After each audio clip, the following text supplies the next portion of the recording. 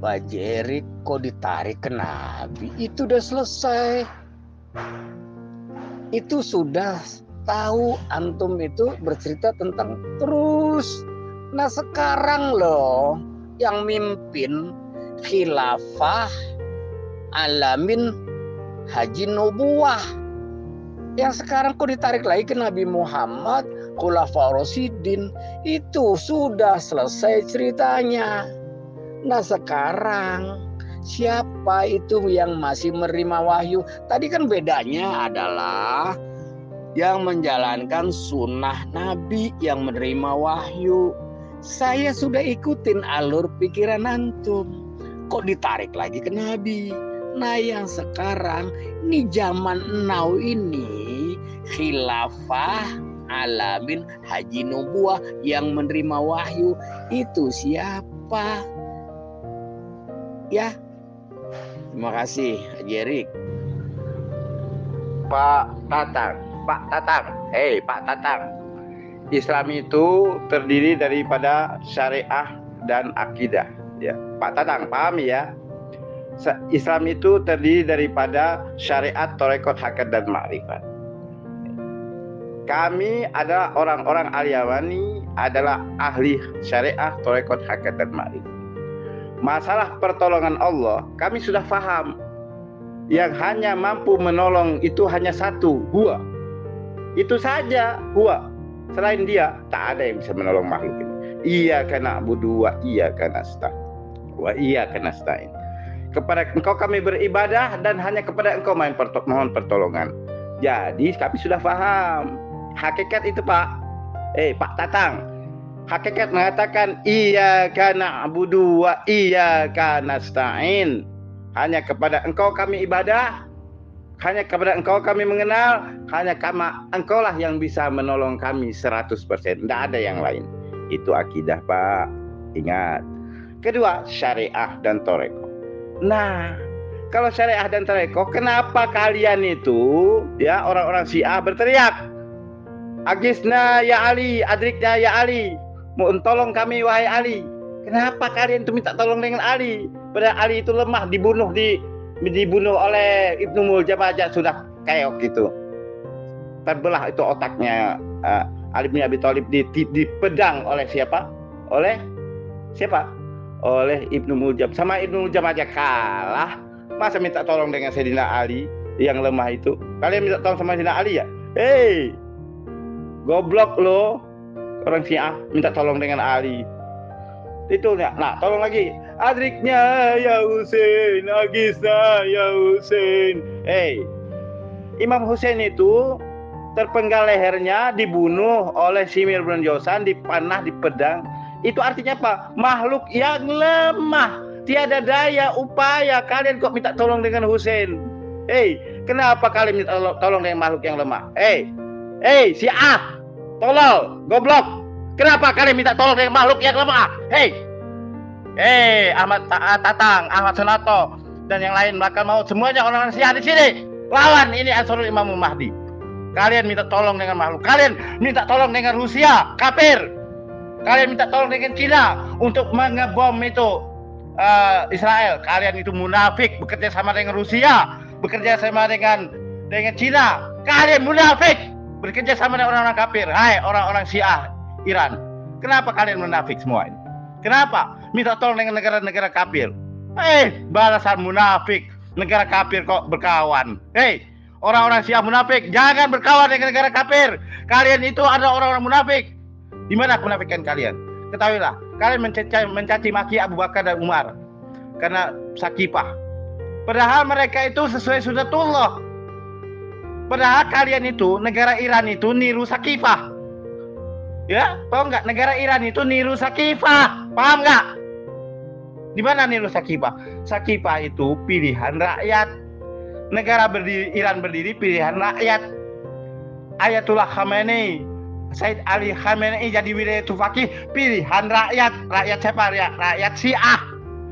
Kalian ini orang-orang kafir Syiah melawan Al-Yamani. Orang-orang munafik, bekerja sama dengan Rusia, bekerja sama dengan Cina. Jangan munafik kalian. Lawan ini Ansarul Imam Mahdi. Kalau sudah marah, karena apa? Karena kami adalah pembela kebenaran. Kalian itu batil, sesat, munafik. Paham? Ayo, saya bukan minta bantu dengan Pak Karim, tapi ini adalah ranah syariat. Sudah saatnya saya menyerang kalian karena kalian sudah menyerang Imam Al-Yamani. Oke? Saya tumbangkan semua Syiah di sini.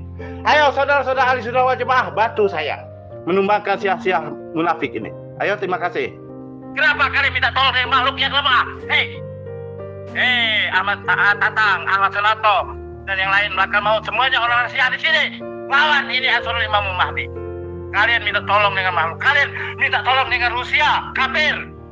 Kalian minta tolong dengan Cina untuk mengebom itu Israel. Kalian itu munafik, bekerja sama dengan Rusia, bekerja sama dengan Cina. Kalian munafik, bekerja sama dengan orang-orang kafir. Hai orang-orang Syiah Iran. Kenapa kalian munafik semua? Tuhan itu gak ada ya. Saya menyembah Imam Ali, Imam Hasan, Imam Hussein, dan seterusnya. Imam 12 saya sembah. Terima kasih. Ya, Assalamualaikum warahmatullahi wabarakatuh. Masa al-khair Sayyid Al-Hajj Romli Dani Akra Wartajam Aktibasat min ba'di al-kutub fi syarh al-ma'na al-haqiqi li khataman nabiyyin. Ya, selamat sore Pak Haji Romli ya. Izinkan saya membacakan dan menerjemahkan cuplikan ya dari beberapa kitab yang menjelaskan tentang makna sebenarnya dari khataman nabiyyin. Al-Awali fi al-Futuhatil Makkiyah Al-Sofat Al-Sadida 1. Fa inna al-nubuwat allati anqata'at biwujudi Rasulillahi sallallahu alaihi wasallam innama hiya nubuwatu tashri' la maqamaha. Fala syar'i yakunu nashkan li syar'ahu wa la yazid fi hukmihi syar'an akhar. Wa hadza makna qawlihi inna risalata nubuwah qadun qata'at fala rasula ba'di wala nabi. Ay la nabiyya ba'di yakunu ala syar'i yukhalif syar'i. Bal idza kana yakunu tahta hukmi syariati wala rasula ay rasula ba'di ila ahada man khalaqallah bi syar'i yad'uhum ilaih. Fahaza huwa alladhi anqata wa saduba bihi la maqam al-nubuwati. Jadi kurang lebih artinya begini Pak Haji Romli ya, bahwa kenabian yang terputus ya, yang terangkat dengan datangnya Rasulullah Shallallahu Alaihi Wasallam adalah kenabian syar'i ya, kenabian agama, kenabian hukum-hukum agama ya. Innama hiya nubuwatu tashri' la maqamaha ya, bukan kedudukan dari kenabian itu sendiri ya. Maka tidak ada syariat yang akan membatalkan syariat Rasulullah SAW gitu. Dan tidak akan ada penambahan-penambahan hukum agama di masa kemudian. Dan inilah yang menjadi makna dari inna risalata wa nubuwah qadun qata'at fala rasula ba'di wala nabi ay la nabiyya ba'di yakunu ala syar'i yukhalif syar'i bal idza kana yakunu tahta hukmi syariati wala rasula ay rasula ba'di ila ahada man khalaqallah bi syar'iyatuhum ilaih. Fahadza huwa allazi anqata wa saduba bihi la maqam al-nubuwati ya. Jadi bukan kedudukan kenabian yang terangkat ya, bukan pangkat kenabian yang terangkat, tetapi yang terangkat adalah kenabian jenis yang syariat, jenis yang hukum agama. Artinya tidak akan ada lagi nabi yang membawa agama baru. Kalaupun dia muncul, kata siapa nih, Futuhatul Makkiyah ya, kata Ibnu Arabi, bal iza kana yakunu tahta hukmi syariati gitu. Kalaupun dia datang, artinya ada kemungkinan datang, maka ia akan berhukum dengan syariat dari Rasulullah Shallallahu Alaihi Wasallam. Nah, begitu yang pertama ini Pak Haji Romli. Ya mending ke Karbala, ke Iran ya, menemui wali fakih daripada menemui MBS Raja Salman ya. Raja, kalau tukang kritik, Raja Namrud nih lawannya Nabi Ibrahim. Raja Namrud tuh. Raja Fir'aun nih lawannya Nabi Musa. Sekarang Raja Salman siapa? Lawannya siapa? Unang. Di sini ada sebuah pergerakan khilafah, yaitu Hizbut Tahrir Indonesia yang kemarin baru dibubarkan 2017 oleh pemerintah rezim Pak Jokowi ya. Jadi artinya begini, maksudnya gerakan khilafah tersebut karena bersifat politik maka dibubarkan. Nah, artinya kalau kita sudah bicara khilafah itu berbicara politik. Berbicara politik, berbicara negara. Dalam hal ini negara Islam. Jadi saya setuju dengan khilafahnya versi Hizbut Tahrir ketimbang khilafahnya versi Ahmadiyah. Kenapa? Karena khilafahnya versi Hizbut Tahrir itu dalam bentuk daulah, ad-daulah negara. Nah, sekalipun khilafah hari ini belum tegak, tapi suatu saat akan tegak dalam bentuk negara. Jadi faktor pendukung akidah saya, walaupun saya bukan anggota Hizbut Tahrir lagi, kalau dibandingkan dengan kelompok Ahmadiyah, saya lebih setuju dan sepaham dalam tanda petik adalah dengan Hizbut Tahrir. Pengertian dalam tanda petik di sini dalam bidang politik. Secara politik saya setuju dengan Hizbut Tahrir. Tentunya tidak setuju dalam perkara akidah karena Hizbut Tahrir itu juga bagian dari ahli sunnah wal jamaah yang lebih condong kepada neo mu'tazilah. Demikian menurut saya ya. Terima kasih. Khilafah yang diusung oleh Hizbut Tahrir adalah politik.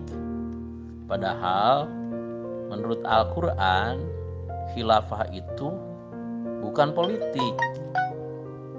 Adanya di surah An-Nur ayat 55. A'udzu billahi minasyaitonir rajim. Wa'adallahu alladzina amanu minkum wa amilus solihati layastakhlifannahum fil ard kama stakhlafal ladzina min qablihim.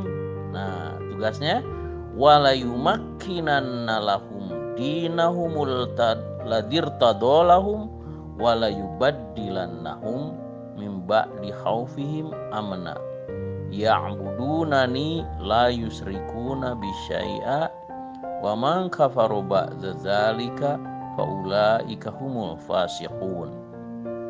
Nah, jadi artinya, dan Allah telah berjanji kepada orang-orang yang beriman di antara kamu dan beramal soleh bahwa Dia pasti dan pasti akan menjadikan bagi mereka khilafah di bumi sebagaimana Dia telah menjadikan khilafah orang-orang sebelum mereka. Kemudian wala yumakkinanna lahum dinahumul ladirtadolahum. Nah, itu dia tuh tugasnya khilafah di sini, yaitu meneguhkan bagi mereka agama yang telah diridhoinya bagi mereka, ya. Wala yubaddilanahum mim ba'di khaufihin amna, dan mengubah dari rasa takut mereka menjadi rasa aman. Ya'budunani la yusrikuna bisyai'a, dan mereka orang-orang beriman dan beramal soleh itu akan senantiasa menyembahku dan tidak menyekutukan sesuatu pun dengan aku. Ya. Wa man kafaru ba'da dzalika faulaika humul fasiqun. Dan barang siapa mengingkari sebelum atau setelahnya, maka mereka itu termasuk orang-orang yang durhaka. Coba perhatikan itu, ya. Kalau Anda sudah perhatikan, tidak ada di situ kata-kata daulah. Ya. Yang ada adalah wala yumakkinanna lahum dinahumul ladzi irtadalahum wala yubaddilannahum min ba'di khaufihim amna.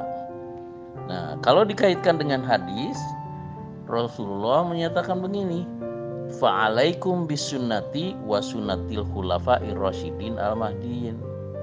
Nah, jadi sebelum khilafah ala minhajin nubuwah sebagaimana dimaksud dalam An-Nur atau khulafur rasyidin, diawali dengan sunnah Rasulullah dulu. Apa itu?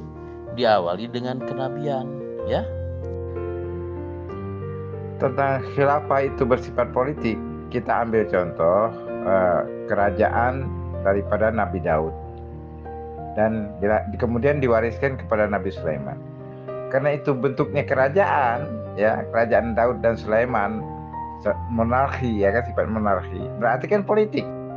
Karena politik itu ada monarki, kerajaan, ada republik, ya, dan ada pula khilafah dan sebagainya. Itu kan ranahnya politik. Kalau mengingkari bahwa khilafah itu adalah bukan politik, berarti yang dinamakan Nabi Daud itu tidak bisa melakukan apa-apa kan. Kemudian diwariskan kerajaan Daud itu kepada Sulaiman. Karena itu sebuah kerajaan mulkus Sulaiman, otomatis politik. Karena berbentuk kerajaan negara. Itu jelas. Dalam Al-Quran disebut mulkus Sulaiman. Kerajaan Sulaiman disebut. Artinya politik kan. Kemudian disebut juga sebagai Khalifah Daud. Ya Daud, inna ja'alnaka khalifatan fil ardi fahkum bainan nasi bil haq. Hukumilah manusia dengan keadilan. Bagaimana sebuah organisasi jamaah bisa menghukumi manusia? Yang namanya bisa menghukumi manusia dengan keadilan harus ada pengadilan. Dan adanya pengadilan itu tentu dalam sebuah negara. Seperti kita di Indonesia ada namanya pengadilan, ada namanya hakim agung dan sebagainya. Itu kan karena sebuah negara. Itu fakta. Dalam Al-Quran ada kerajaan Sulaiman, ada kerajaan Daud. Itulah khilafah yang sebenarnya yang diceritakan oleh Al-Quran. Bukan khalifah sebuah jemaah. Itu fakta. Bagaimana Anda mengingkari fakta ini? Ya, demikian. Terima kasih. Ya harus merujuk kepada Al-Quran dong dan sunnah sabda Rasulullah, wasiat kan. Nah, Rasulullah SAW bersabda, ubasyirukum bil mahdi yub'atsu fi ummati ala tilafim minan nas wa zalazil.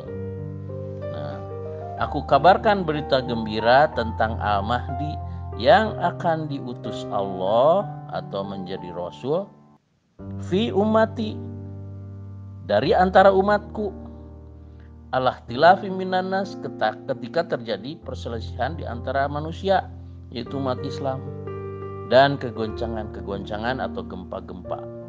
Itu ada di Musnad Ahmad nomor 11061. Ya. Nah, itu syarat menjadi seorang Rasul atau Imam Al-Mahdi yang diutus Allah dari umat Nabi Muhammad itu. Ya. Kemudian menurut Al-Quran, Imam Mahdi itu adalah sama dengan Nabi dan Rasul. A'udzubillahi minasyaitonir rajim. Wa ja'alnahum a'immatan yahduna bi amrina wa auhayna ilaihim fi'lal khairati wa iqamas sholati wa ita'az zakati wa kanu lana 'abidin.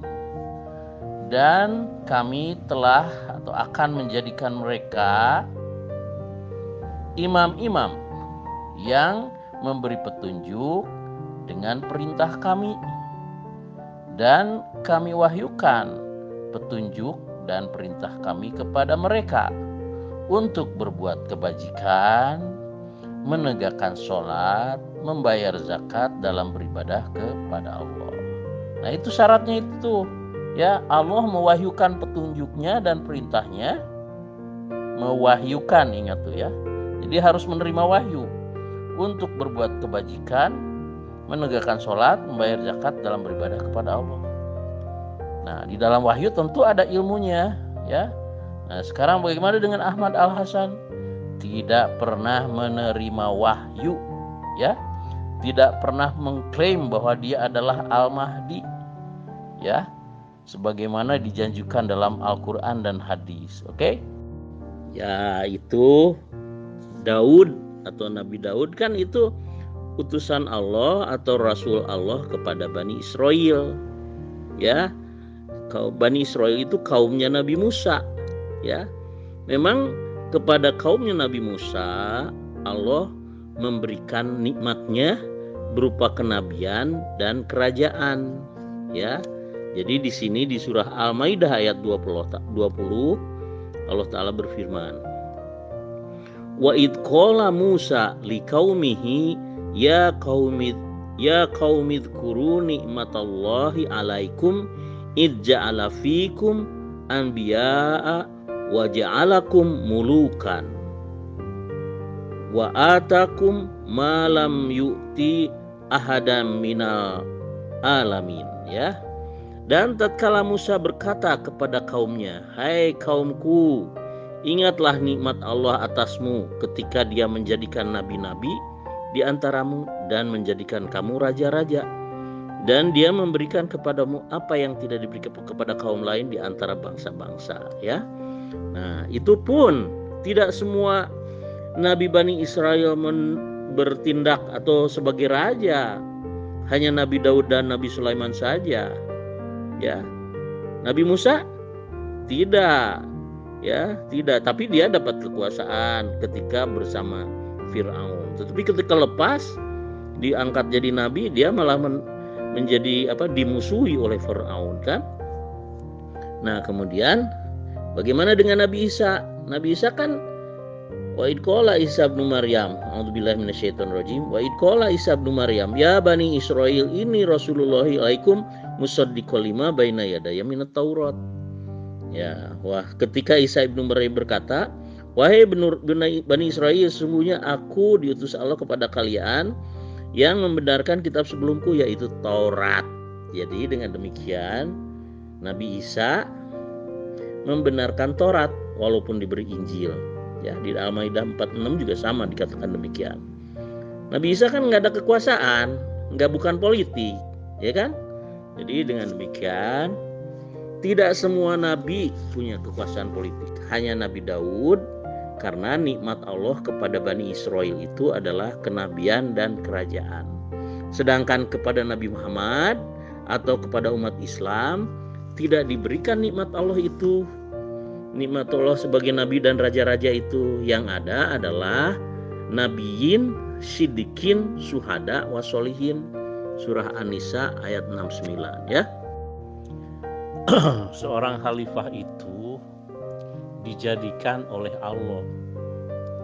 Di dalam surah An-Nur ayat 55, a'udzubillahi minasyaitonir rajim, wa'adallahu alladhina amanu minkum wa amilus solihati layastakhlifannahum fil ard. Dan Allah telah berjanji kepada orang-orang yang beriman di antara kalian dan beramal soleh bahwa Dia, Allah, pasti dan pasti akan menjadikan bagi mereka khilafah di bumi. Nah, di sana kata layastakhlifannahum, ya, diartikan Dia pasti dan pasti akan menjadikan bagi mereka khilafah di bumi. Oleh Rasulullah ditafsirkan kata layastakhlifannahum itu dalam hadis disebutnya khilafati nubuwati salasuna sanad, yang jatuh kepada Abu Bakar, Umar, Utsman, Ali. Kemudian di dalam hadis lain yaitu Musnad Ahmad, Al-Baihaqi dan Miskat, khilafah alamin haji nubuah itu terjadi 2 kali, yaitu setelah Rasulullah SAW dan setelah Isa wal Mahdi.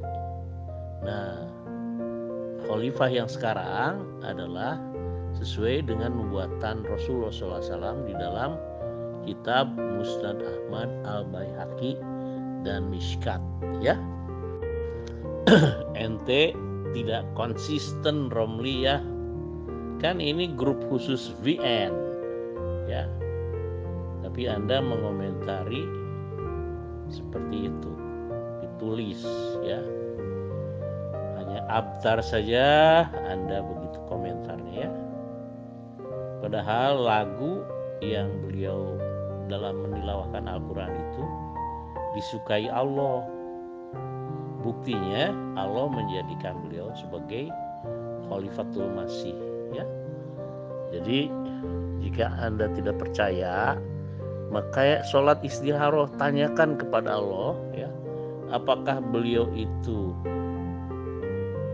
merupakan seorang khalifah atau Khalifatul Masih yang dijadikan oleh Allah atau bukan gitu kan. Anda bisa bertanya tuh ya, jangan berakhlak buruk. Syekh Ahmad Al-Hasan Al-Yamani kan tidak mengklaim menerima wahyu diutus Allah sebagai Al-Mahdi atau Al-Masih Maud, sehingga yang jadi pedoman sebagai utusan Allah itu adalah menerima wahyu yang mengkonfirm ya, Allah Ta'ala mengkonfirm bahwa dialah Al-Mahdi yang telah diutus Allah dari umat Nabi Muhammad SAW, atau khalifah atau nabi gitu ya. Jadi karena Al-Yamani itu tidak mengklaim, ya kita tidak usah mengangkat dia sebagai Al-Mahdi gitu ya. Romli Kalidilem mengaku sebagai pengikut At-Tijaniyah, Thariqah At-Tijaniyah. Jaga Sukma mengaku sebagai pengikut Syekh Ahmad Al-Yamani. Kemudian Karim mengaku sebagai anggota atau pengurus Nahdlatul Ulama pusat di Jakarta Pusat ya. Kemudian yang lain juga sama itu. Nah, semua yang saya sebutkan itu adalah firqoh-firqoh. Padahal Rasulullah bersabda, talzamu jama'atal muslimin wa imamahum. Kemudian di kalimat berikutnya ada fa'tazil tilkal firaq. Tetaplah, hendaknya kalian tetap bersama jamaah muslimin dan imam mereka, dan tinggalkanlah semua firqah itu. Kemudian imamnya yang seperti apa? Rasulullah SAW menjawab, fa'alaikum bis sunnati wa sunnatil khulafa'ir rasyidin al-mahdiin, yaitu imam-imam yang mengikuti sunnahku dan sunnah khulafa'ir rasyidin al-mahdiin. Sunnahku itu apa? Sunnah Nabi Muhammad itu adalah utusan Allah yang hanya bisa diikuti oleh Hazrat Mirza Ghulam Ahmad Al-Mahdi Al-Masih Maud yang telah diutus Allah dari umat Nabi Muhammad SAW. Sunnah Khulafa'ir Rasyidin Al-Mahdiin apa itu? Khilafah ala minhaji nubuwah, atau khilafah yang mengikuti tata cara atau minhaj kenabian ya. Sejarah Ahmadiyah itu mesti dibedah dulu itu. Waktu pas Inggris menjajah India dengan Pakistan India itu dulu satu itu jajahan Inggris. Nah, si Inggris ini kewalahan untuk mengatasi Islam yang ada di Pakistan. Nah, karena yang menemukan kitab suci agama Hindu itu, yang menyusun kitab agama Hindu itu, dari dia temukan di arkeolog, ditemukan di fosil-fosil, sebagian ditemukan di candi-candi segala macam, disusunlah oleh seorang profesor Inggris kitab suci Hindu itu, sehingga orang-orang Hindu di India itu sangat tunduk kepada Inggris. Nah, bagaimana dengan orang Pakistani? Pakistani banyak ajaran Islam di situ, terutama tarekat banyak di situ. Sangat sulit Inggris untuk masuk menaklukkan pemberontak yang ada di Pakistan. Nah, dapat ide lah Inggris ini. Dia bikinkanlah satu masjid besar di India itu, dibawanya lah bapak si Ghulam Ahmad tuh ke India itu, dijadikannya sebagai role model untuk mengatasi Islam yang ada di Pakistan. Tapi nggak berhasil. Nah, baru tiba di anaknya yang namanya Ghulam Ahmad itu baru berhasil. Nah, itu tujuannya apa? Untuk mengkebiri Islam yang ada di Pakistan itu.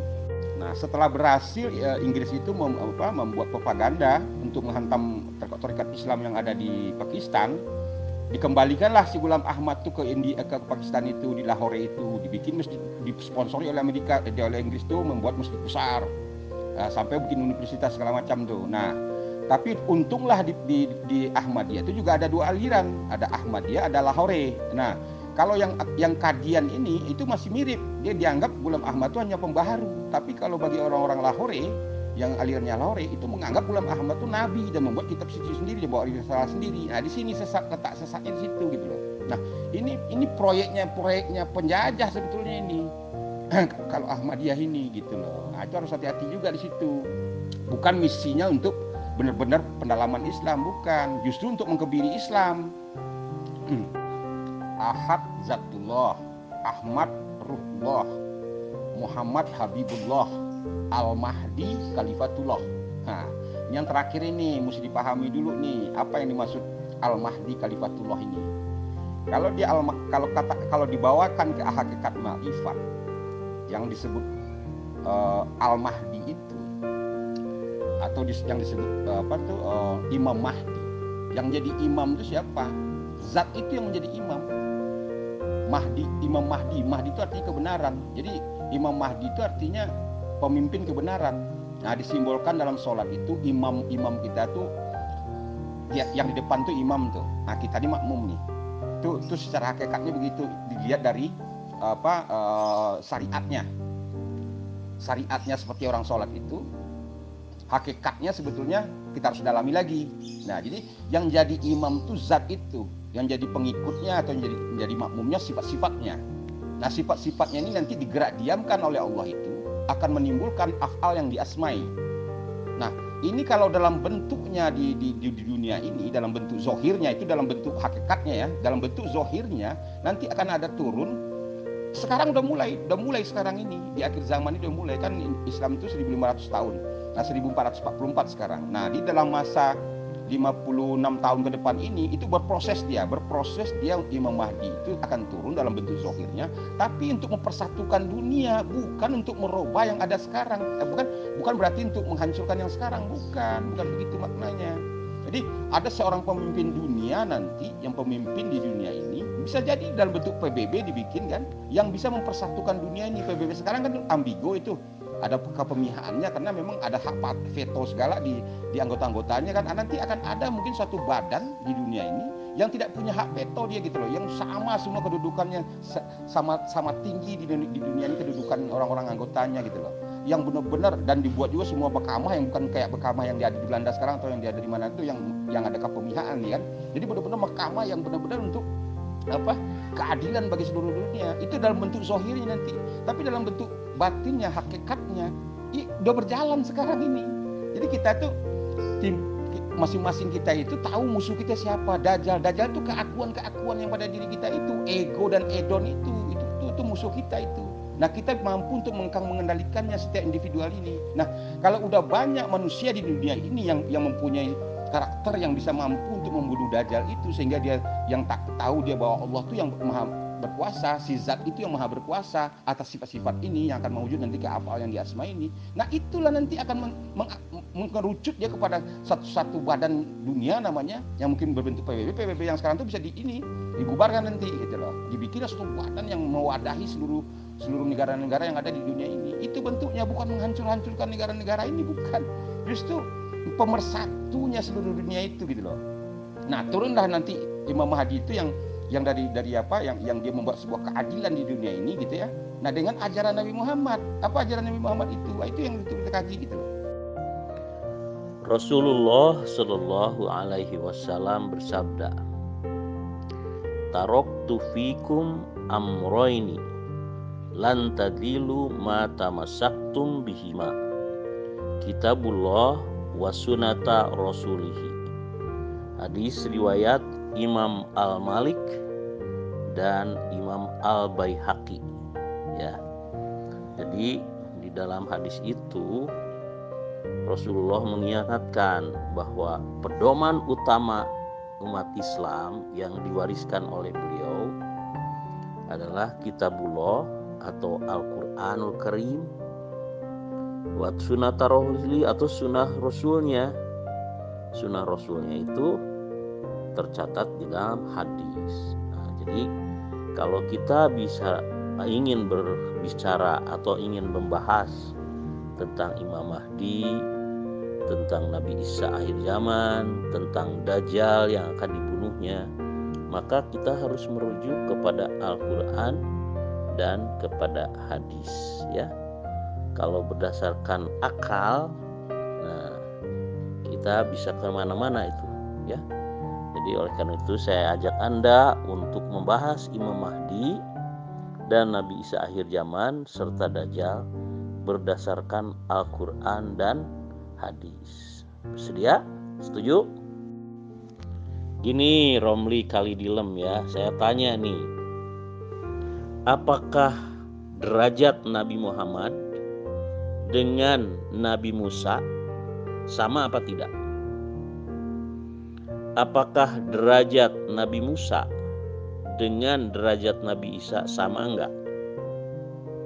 Nah, jika Anda memahami bahwa nabi-nabi itu derajatnya berbeda-beda dan Nabi Muhammad itu adalah khataman nabiyyin, maka itu akan sesuai dengan sabda baginda Rasulullah SAW, yaitu Anna sayyidul awalin wal akhirin minan nabiyyin, Musnad Ad-Dailami, yang artinya aku adalah penghulu nabi-nabi terdahulu dan nabi-nabi yang akan datang.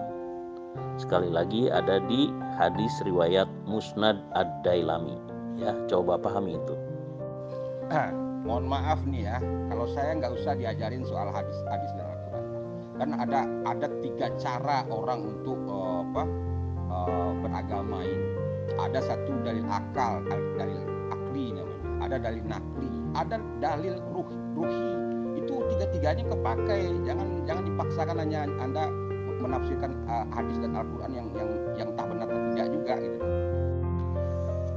Rasulullah Shallallahu Alaihi Wasallam bersabda, "Ubashirukum bil mahdi yub'atsu fi ummati ala ikhtilafim minan nas wa zalazil."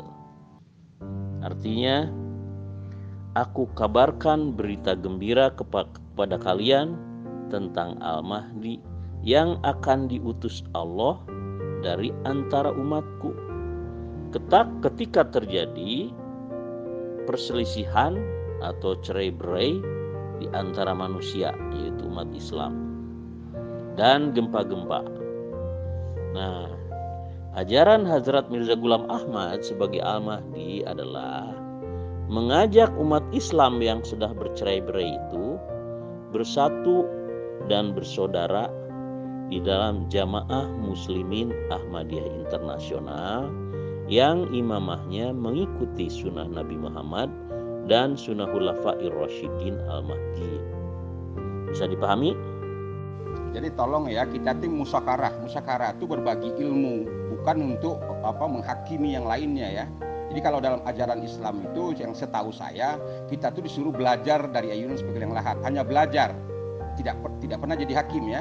Jadi kita belajar sampai dari ayunan sebagai yang lahat. Ada ilmu yang untuk yang lahat itu juga ada ilmunya gitu loh. Jadi jangan kita menghakimi pengetahuan orang lain, saling melengkapi boleh, mengkoreksi boleh, tapi mengoreksi bukan menghakimi gitu loh. Jadi misal satu contoh tadi, hanya berdasarkan Al-Quran dan hadis. Al-Quran dan hadis itu nakli benar, siapa yang menyalahkan? Nggak ada yang menyalahkan itu. Tapi apakah tafsir Anda itu tunggal? Hanya Anda yang benar menafsirkan. Nah itu jadi masalah di situ. Ada akal yang disebut akli, ada ruhi lagi. Yang ruhi ini yang paling penting sebetulnya. Karena kitab suci itu diturunkan kepada ruhi, kepada roh kamu itu. Nah, bentuk wujudnya di luarnya itu Al-Quran dan hadis. Nah, apa sama penafsiran ruhiyah Anda tuh dengan Al-Quran dan hadis itu kan perlu dipertanyakan dulu. Nah, itu kita merujuk kepada para ulama yang terdahulu, mencocokkannya untuk takliknya, nanti menjadi tasdik kepada diri Anda itu masing-masing. Jadi nggak boleh dihakim-hakimi itu. Nah, tugas kita itu belajar dan mengajarkan.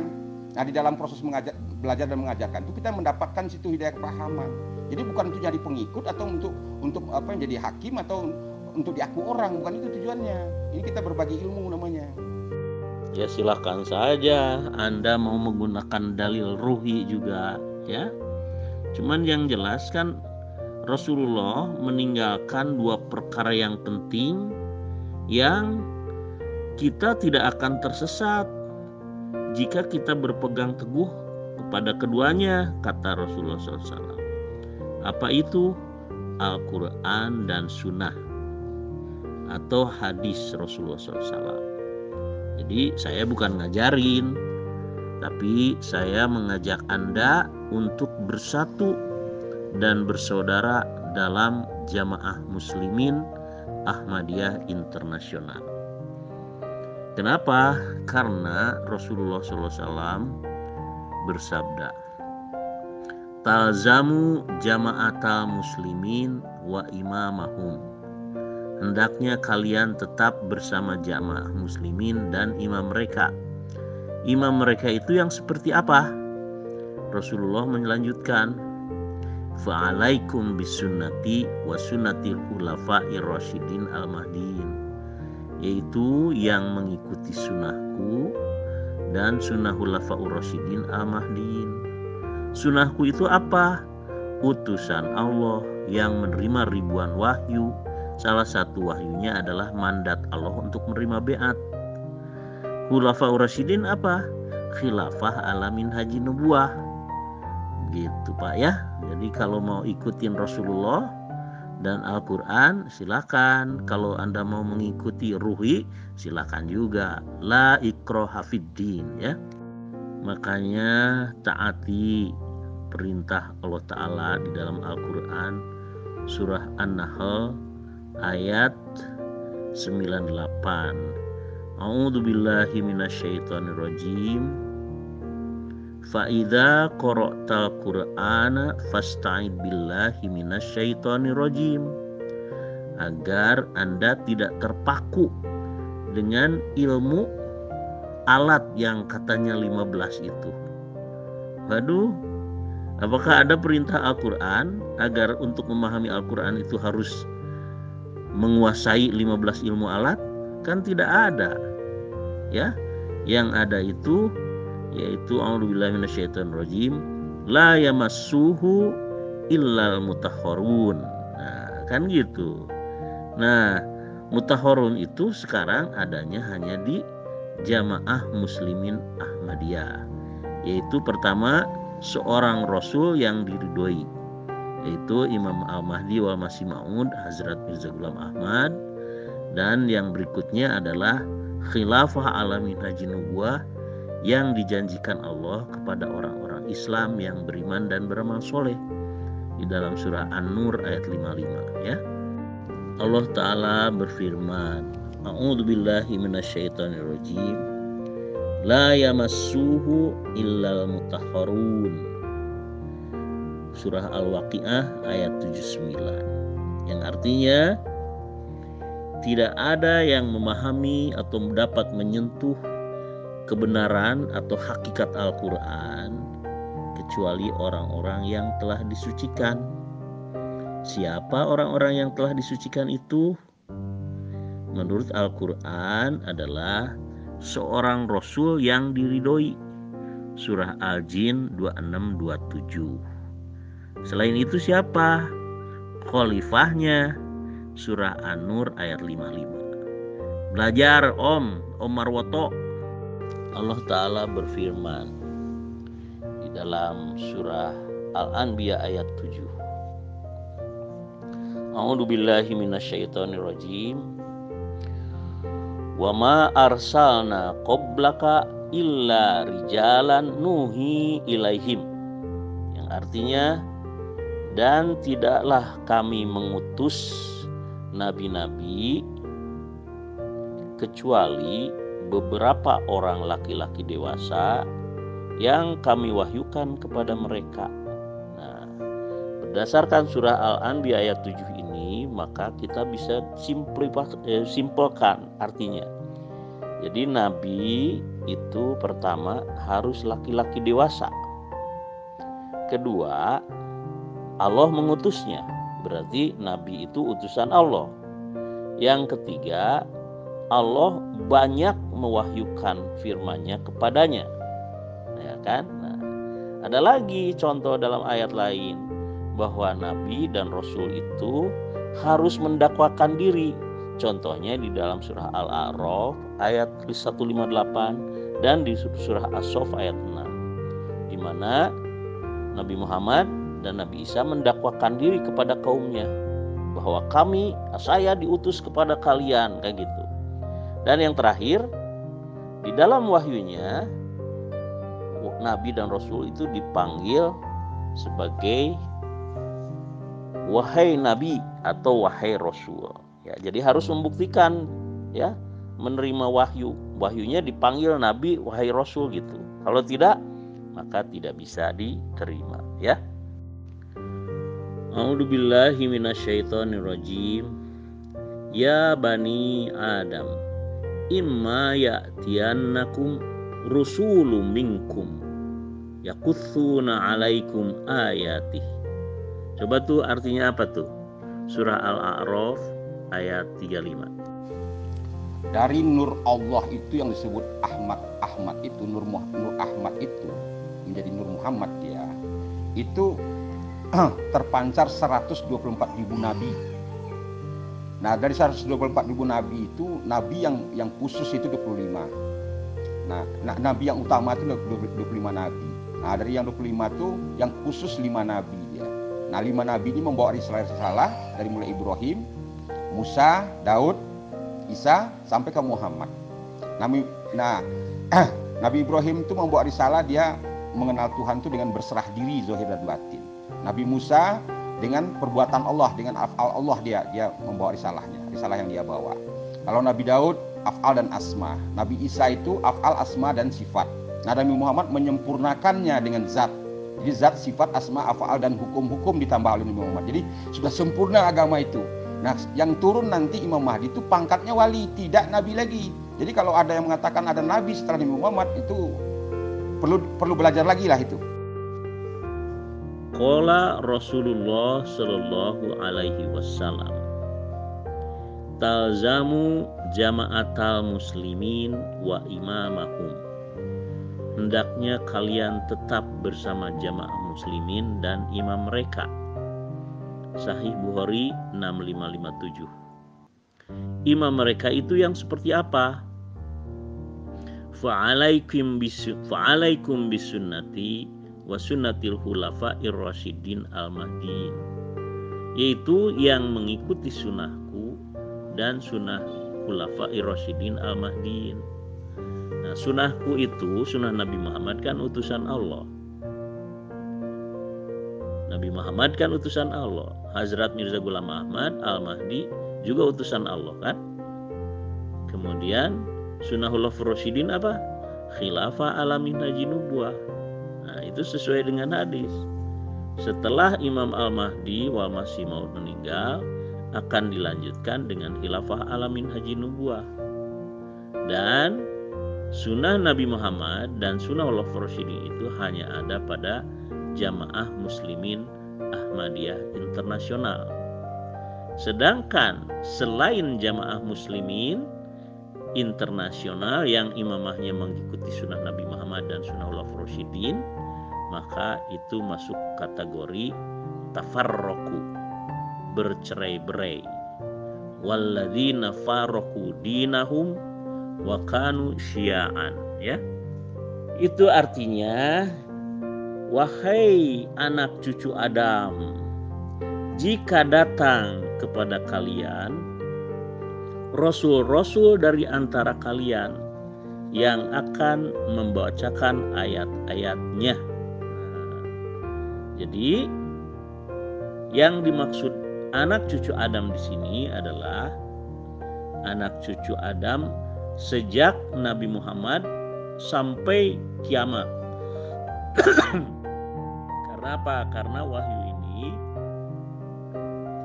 diwahyukan oleh Allah kepada Nabi Muhammad saja, yang ketika itu beliau sudah menjadi Rasul. Tetapi di dalam ayat itu yang ada Rusulun minkum, Rasul-Rasul dari antara kalian yang akan membacakan ayat-ayatnya, maksudnya ayat-ayat Allah, ayat Al-Quran. Ya, aduh batuk nih. Rasulullah Shallallahu Alaihi Wasallam bersabda, Ubashirukum bil mahdi yub'atsu fi ummati. Aku kabarkan berita gembira tentang Al-Mahdi yang akan diutus Allah dari umatku. Artinya Al-Mahdi itu adalah utusan Allah dari antara umat Nabi Muhammad, umat Islam, ya. Utusan Allah bahasa Arabnya apa? Rasul Allah kan, atau Rasul gitu kan. Apakah Rasul pasti Nabi? Kata Romli Kalidilem, kalau sudah Rasul pasti Nabi, ya. Tetapi kata Al-Quran, Nabi-Nabi itu diutus Allah, utusan Allah. Di dalam surah Az-Zukhruf ayat 6, wa kam arsalna min nabiyyin fil awwalin, dan betapa banyak nabi-nabi yang telah kami utus kepada kaum atau umat terdahulu, ya. Ngaku aja nggak tahu, ya, itu lebih bagus jujur, ya. Jangan sombong dengan ketidaktahuan, ya. Jadi oleh karena itu saya kasih tahu itu bahwa Al-A'raf ayat 35 itu artinya Rasul-Rasul dari antara umat Islam masih akan terus datang sampai hari kiamat. Jadi kembali sekali lagi ya, Rusulu minkum. Jadi Rasul-Rasul dari antara kalian umat Islam akan terus berdatangan atas kehendak Allah Ta'ala, ya. Saya ulang ya sabda Rasulullah. Ubashirukum bil mahdi yub'atsu fi ummati. Aku kabarkan berita gembira tentang Al-Mahdi yang akan diutus Allah dari umatku. Itu dalil pertama, itu surah Musnad Ahmad nomor 11061. Sabda Rasulullah. Dalil kedua, surah A'raf ayat 35. Ya bani Adam imma ya'tiyanakum rusulu minkum. Wahai anak cucu Adam, jika datang kepada kalian rasul-rasul dari antara kalian. Nah, yang dimaksud anak cucu Adam ini adalah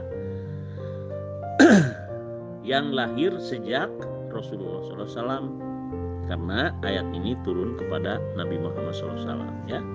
Jadi rasul-rasul dari umat Islam itu akan terus berdatangan atau terbuka kedatangannya sampai hari kiamat, tetapi atas kehendak Allah. Terus dalil yang ketiga di dalam surah Ali Imran ayat 81.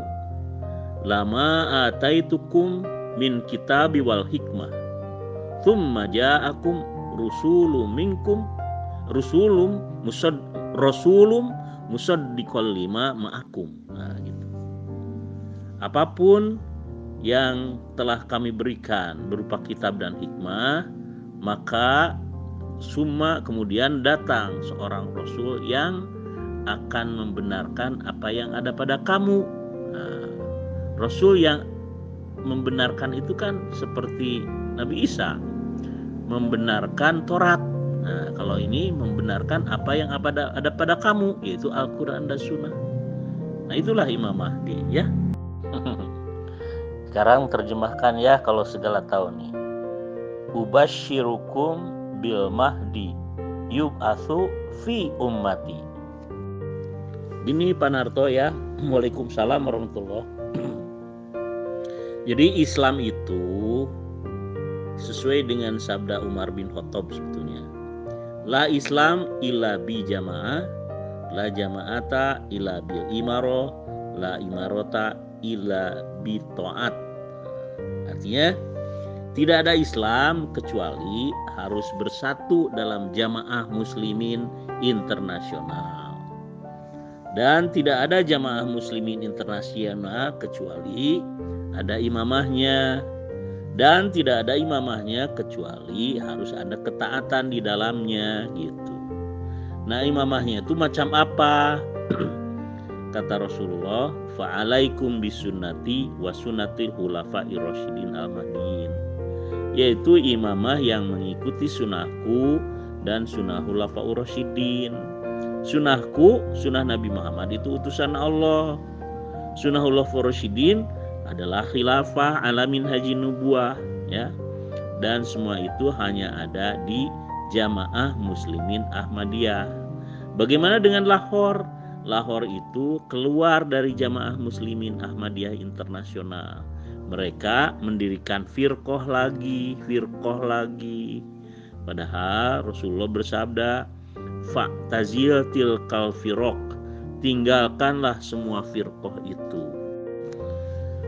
Anda paham nggak bahwa Rasul-Rasul itu derajatnya berbeda-beda?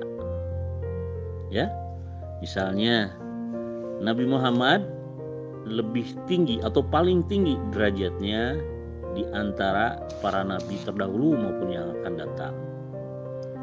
Beliau bersabda, Ana sayyidul awalin wal akhirin minan nabiyin.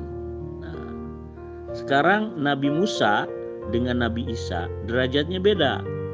Nabi Musa, Nabi Bani Israel, pembawa syariat Taurat. Sedangkan Nabi Isa adalah Nabi Bani Israel juga, almasihnya Nabi Musa yang mengikuti syariat Taurat. Nah, Imam Mahdi juga disebut sebagai Al-Masih Ma'ud, artinya Al-Masihnya Nabi Muhammad, yaitu seorang nabi yang mengikuti syariat Nabi Muhammad gitu ya. Jadi jika Anda mengatakan la nabiyya ba'di gitu kan, tidak ada lagi nabi seperti Nabi Muhammad, nabi setelah Nabi Muhammad yang artinya yang derajatnya sama dengan Nabi Muhammad itu tidak akan datang lagi. Tetapi nabi-nabi pengikut Nabi Muhammad itu masih terbuka sampai hari kiamat ya. Imamnya yang lain itu tidak mengikuti sunnah Nabi Muhammad. Sunnah Nabi Muhammad itu utusan Allah yang menerima ribuan wahyu dalam Al-Quran dan hadis qudsi ya. Hanya bisa diikuti oleh Hazrat Mirza Ghulam Ahmad Al-Mahdi yang diutus Allah dari umatnya Nabi Muhammad, sehingga ribuan wahyu yang diterima oleh Hazrat Mirza Ghulam Ahmad itu seperti hadis qudsi, bukan wahyu syariat tapi wahyu non syariat ya. Dan itu tidak ada di firqoh-firqoh lain karena mereka menganggap bahwa Al-Mahdi itu bukan nabi, bukan rasul. Padahal menurut Al-Quran dan hadis, Imam Al-Mahdi itu sama dengan nabi, rasul atau khalifah dari umatnya Nabi Muhammad SAW ya. Pertanyaan untuk saudara Al-Fatih sendiri, sudah menguasaikah 15 cabang ilmu itu? Anda sendiri sudah menguasaikah 5 cabang ilmu tersebut? Nah, kalau Anda sendiri tidak menguasai 15 cabang ilmu tersebut, artinya Anda pun seorang muqallid. Ya kan? Anda juga seorang muqallid yang pengikut ulama. Nah, karena itu nggak usah berdebat gitu loh. Masing-masing orang punya ulama masing-masing yang menguasai 15 cabang ilmu itu, mungkin bisa lebih. Ya kan? Bisa lebih. Seperti imam saya sendiri menulis kitab 130 buah kitab lebih. Jadi kami seorang muqallid yang bertaklid kepada seorang imam. Nah, artinya kalau Anda sendiri tidak menguasai 15 cabang ilmu itu, nggak usah sok gitu loh. Masing-masing kita, mari kita sampaikan ajaran dari imam kita atau dari ulama kita masing-masing, itulah. Mari kita sampaikan, tidak usah sok dengan 15 cabang ilmu kalau kita sendiri tidak menguasai. Artinya kita pun seorang muqallid, kecuali Anda sendiri menguasai 15 cabang ilmu itu, Anda boleh ngomong begitu. Kalau tidak, Anda juga seorang muqallid yang taklid kepada seorang ulama. Karena kita masing-masing taklid kepada ulama masing-masing, mari kita sampaikan ajaran dari masing-masing ulama kita itu. Begitu kan logisnya? Kira-kira?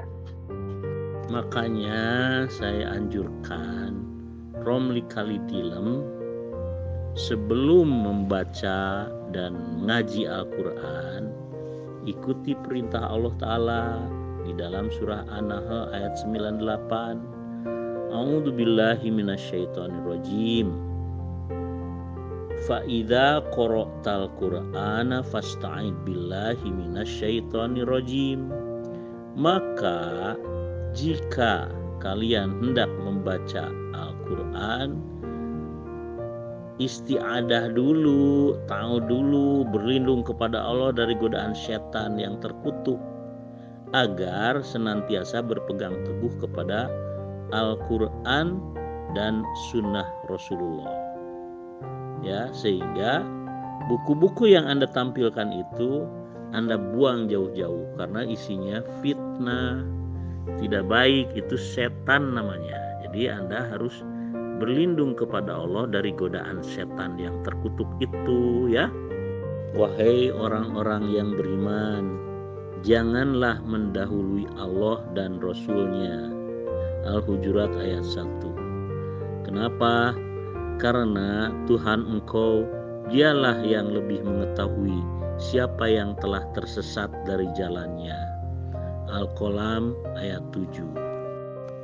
Khalifahnya atau khilafah ala minhaji nubuwah, ya, itu yang menerima wahyu sekarang, ya.